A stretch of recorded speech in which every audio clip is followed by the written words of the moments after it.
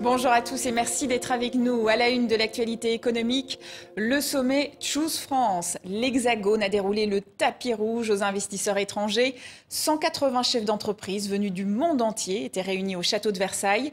Et pour cette 7e édition, le montant des investissements est record. 15 milliards d'euros pour 56 projets. À titre de comparaison, l'année dernière, c'était 13 milliards d'euros pour 28 projets. Plusieurs grands domaines sont concernés, les nouvelles technologies, la décarbonation ou encore la santé. En tête d'affiche, Microsoft avec 4 milliards d'euros d'investissement dans des data centers afin de développer l'intelligence artificielle. Une annonce saluée ce matin par Emmanuel Macron lors d'un déplacement au siège du groupe en région parisienne. Nous voulons être au cœur de cette bataille de la décarbonation et de l'intelligence artificielle, mais on veut le faire avec des gens qu'on connaît, qui nous font confiance et en qui on a confiance. Nous choisissons la France. Merci. Merci. Autre géant américain, Amazon, compte investir plus d'1 milliard d'euros en France avec 3000 emplois à la clé. Le groupe pharmaceutique Pfizer consacrera 500 millions d'euros à développer des médicaments et à mener de nouveaux essais cliniques. Enfin, 400 millions d'euros pour une usine aéronautique destinée à assembler un avion électrique de la société allemande Lilium. Des annonces qui tombent à pic pour le camp présidentiel, un peu à la peine dans les sondages, à moins d'1 mois des élections européennes.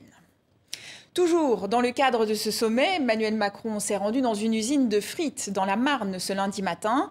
L'industriel canadien McCain projette en effet d'injecter 350 millions d'euros en 5 ans pour moderniser ses 3 usines françaises.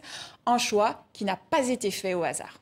Nous avons choisi la France d'une part parce que c'est notre plus gros marché européen. Une frite surgelée sur 3 vendue en France et produite dans les usines McCain. D'autre part, depuis nos sites français, nous exportons à peu près la moitié de notre production vers d'autres pays européens. La France a en effet des atouts. Elle vient d'ailleurs d'être désignée pour la 5e année consécutive le pays le plus attractif d'Europe pour les investissements étrangers. Au total, 1194 projets ont été annoncés l'année dernière. On est assez loin devant le Royaume-Uni et l'Allemagne, respectivement 2e et 3e du classement.